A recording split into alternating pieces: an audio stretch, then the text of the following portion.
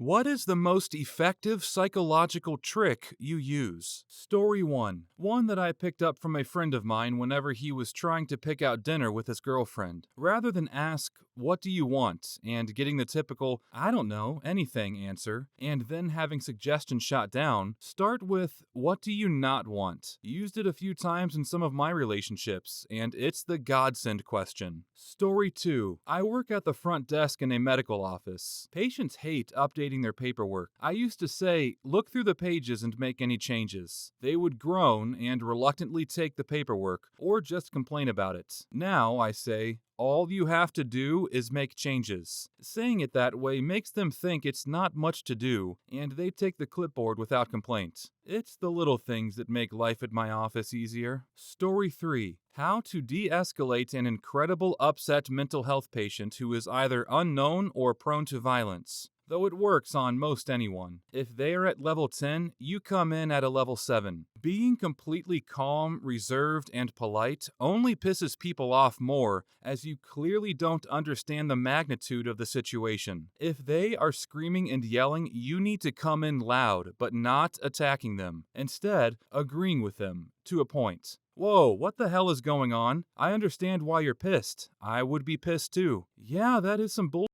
The situation really sucks. Look, I get it. I would be angry too, but us screaming isn't going to accomplish anything, no matter how angry we are. I'm with you. I'd be just as upset. No doubt this is annoying, but these are our options." By agreeing with their anger, they are more open to listen to you. You then use words to describe their feelings, starting out at a 10.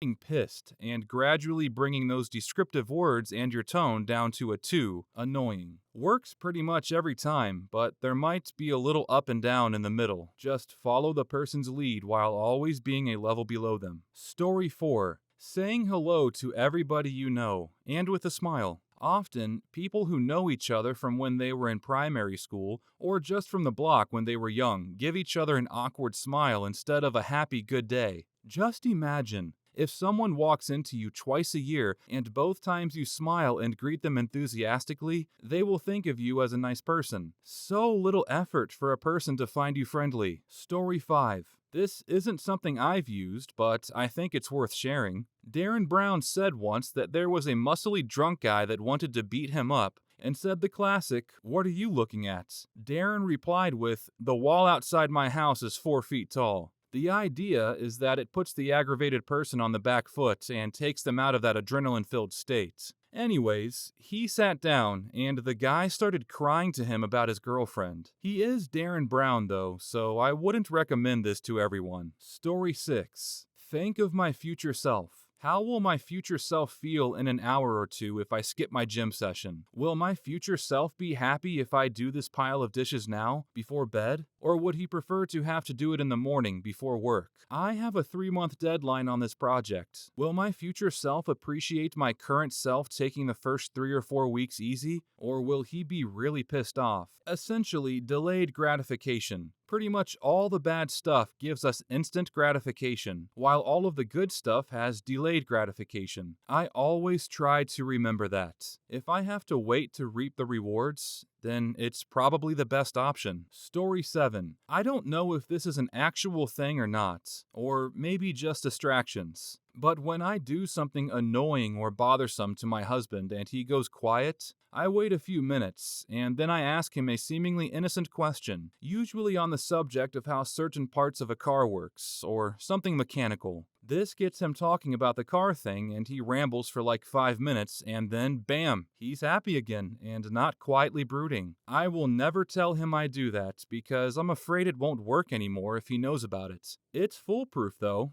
It works every single time, no matter how bothered he is. Story 8. Listening to someone without giving advice or pushing for more information typically nets me more information than being pushy for it.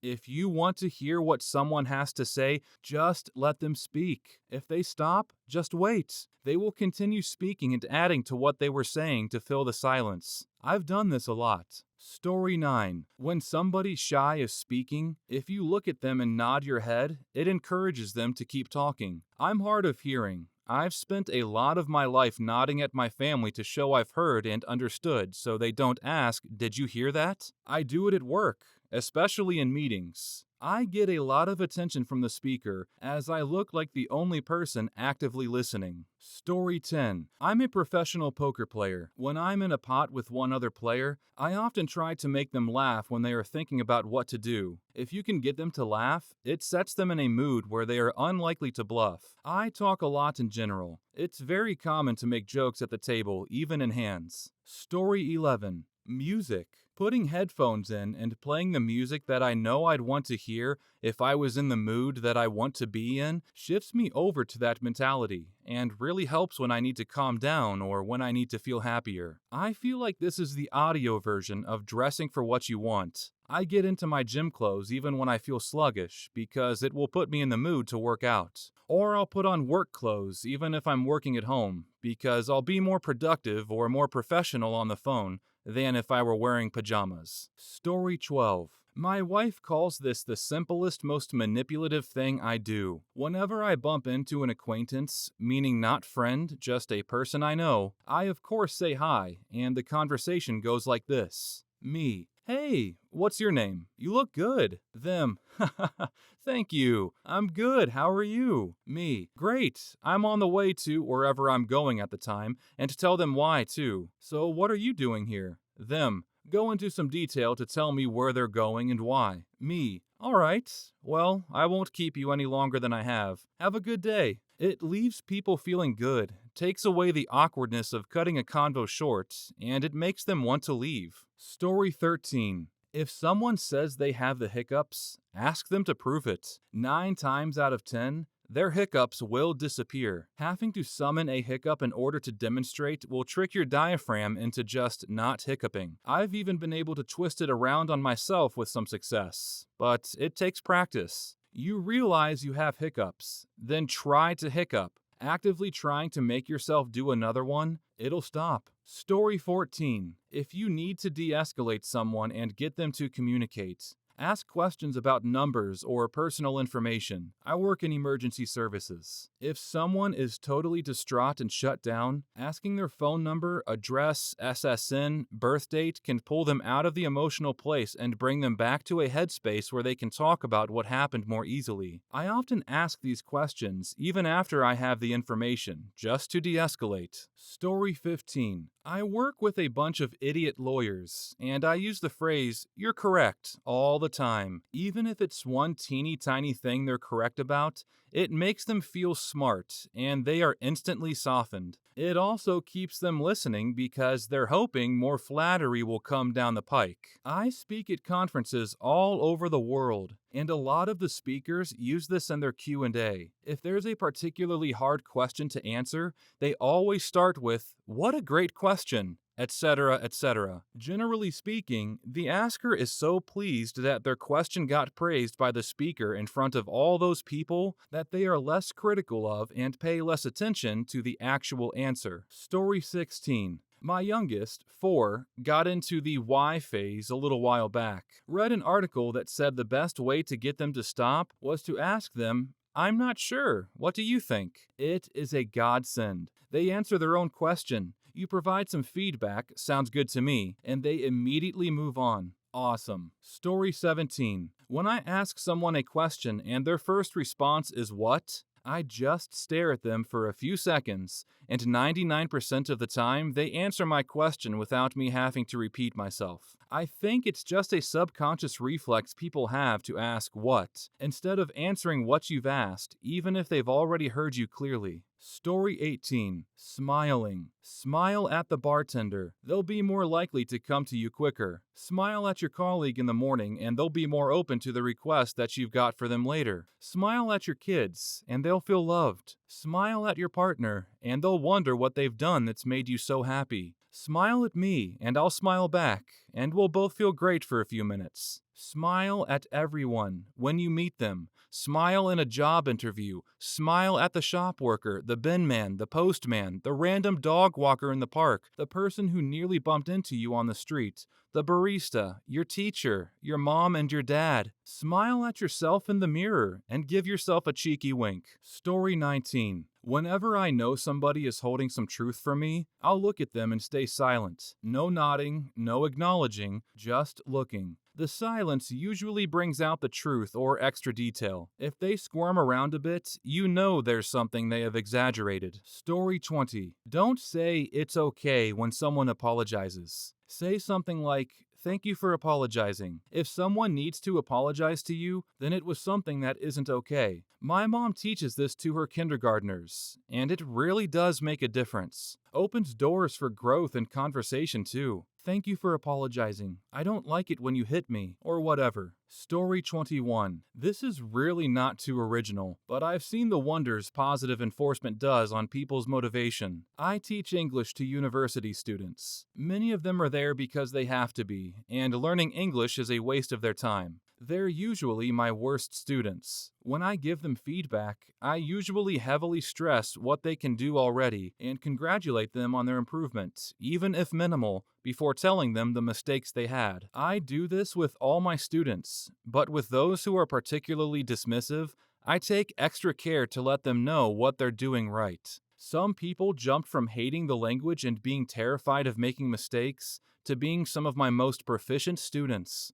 Overall, each of them showed considerable improvement and engagement in class. Never letting that one go. Story 22. I work as a creative director. I have a lot of great clients. Unfortunately, with a few crappy managers from their side. They usually go with the mantra of, "If it's not my idea, it's not a good idea." Sometimes, I end up telling them about something Google, Tesla, Amazon, Samsung, etc. is doing, and how we could try it. They jump at these ideas. The ideas are actually mine or my team's. Works like a charm. Use this sparingly. Using it as an easy escape is not a good idea. It works, but I know when to use it. If you use it all the time, it won't make you look any better. It will also allow people to be promoted who aren't capable of doing the job, pointed out by Rootfoot. Thank you. Good luck, everyone. Story 23. I currently manage around 240 people between 6 restaurants. It's often hard to get them to do what is needed. I have found saying, "I need your help" is sufficient to get them on board. People want to feel needed and like they are making a difference. Expressing to them as much makes all the difference in the world. Story 24. When I'm doing backcountry hiking patrol in a wilderness area, I'm supposed to keep an eye out for people with dogs, which are not allowed. The ranger taught me to ask any dog walker, "Are you looking for somewhere to walk your dog?" That gives them the chance to pretend they didn't know about the rule. Signs posted, of course, so they don't lose face. Then I give them a brochure with dog-friendly trails. It's a brilliantly non-confrontational technique, and I use it in other parts of my life. Story 25.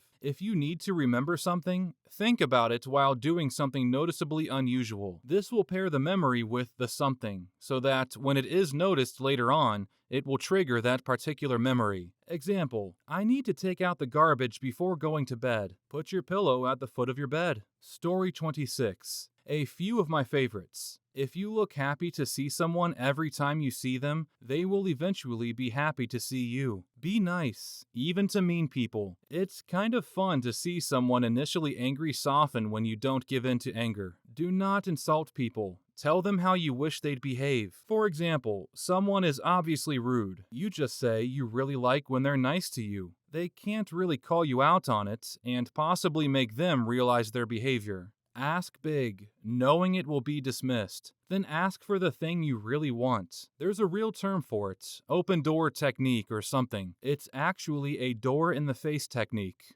Thanks, everyone. Story 27. When someone starts making fun of you, you make fun of yourself in a more clever way. If the person is doing it for attention, it wrestles the attention away from them if you're more funny than they are, and gives them negative feedback towards making fun of you going forward. It doesn't always work because some people do it purely for self-enjoyment, but at least it will be clear pretty fast that the person is a piece of trash, which comes with its own social drawbacks. So in the end, the person has the choice between getting outdrawn or looking like a bully. Story 28. I'm not sure this counts as a psychological trick, maybe more of a mindset change, but I'll share anyways. I regularly get bored and play video games for hours, or resort to wandering around the kitchen looking for food I wasn't even hungry for. Now, whenever I get bored, I try to force myself to do something productive, whether that be washing a few dishes, playing with my cats, taking a shower,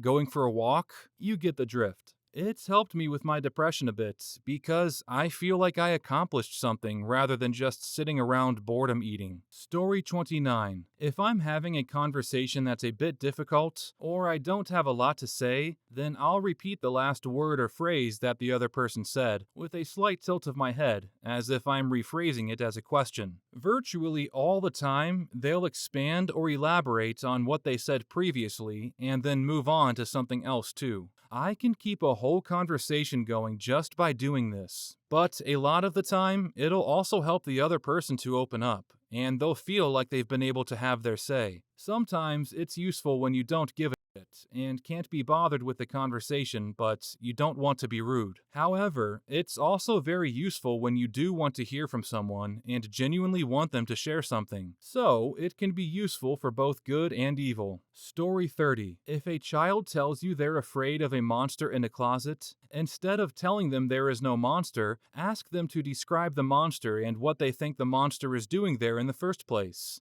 Then ask how to get the monster to leave. It will help them alleviate their fear far more effectively than instinctively trying to tell them there is no monster. Story 31. 2 tricks I use for myself. This one's inspired by the show Unbreakable Kimmy Schmidt. Basically, if I have a difficult task, I tell myself to just try really hard for 30 seconds. 30 seconds isn't much after all. I can literally hold my breath many times longer. Once that 30 seconds is up, I reset and tell myself to try really hard for another 30 seconds. I mean, it's just 30 seconds. Another thing that helps me when I have a long task is to visualize myself being already done with the task and pretending that what I'm experiencing is just my future self reminiscing. It's kind of trippy. Reminds me of the movie Arrival. Story 32. I work in an office. When people stop by my desk and refuse to leave me alone, I will get up and refill my water bottle while they are talking to me.